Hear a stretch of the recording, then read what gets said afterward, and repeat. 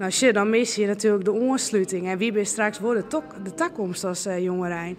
Dus ik vind dat ik onze verantwoordelijkheid om ons nou belutsen te filmen met Friesland. En om ons daarvoor in te zetten. Zodat we onze cultuur kunnen behouden. En dat we hier ons ontplooien kennen in Friesland. Dat zou het mooiste wezen wat er weer. Janne Witske de Vries, de listloeker van de partij voor de verkiezings. Allereerst maar even naar het landelijke plaatsje, want de laatste peilingen zijn weer ook rieselijk min. Hier merken we weer op hetzelfde aantal zitten als de vorige keer. Ja, dat wil zijn, Friesland is een verhaal apart, maar ja, dat moet je nog wel vaarlijk ook krijgen. Hoe doe je dat? Ja, het trof vooral uzelf te wezen en aan de meesten centerleden. Wij hebben gewoon hartstikke goed gepresteerd. We hebben een heel soort hier voorlijk ook gekregen in Friesland. Dat herkennen meesten ook. En wij zijn een optimistische partij en wij gaan ervan uit dat wij in Friesland de grootste blijven.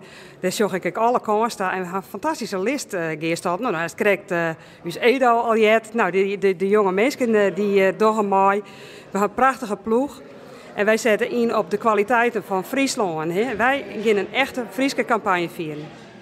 10.000 baan, in hoeverre is dat een plusbob op wat je hem eerder al als doel formuleerd had?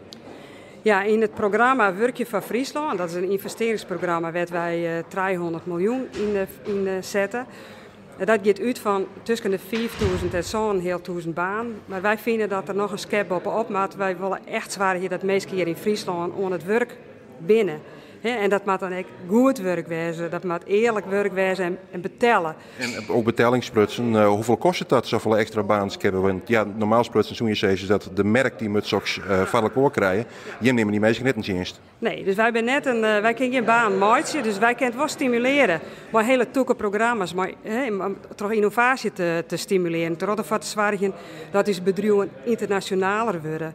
Maar ook ervoor te zorgen dat het vestigingsklimaat hier heel goed is. Dat we perfect onderwijs hebben. Al die bedenkingen die zijn natuurlijk wichtig, maar daar hing het ook een prijskaartje om. Dat je daar als oerhiet wat met woonwollen.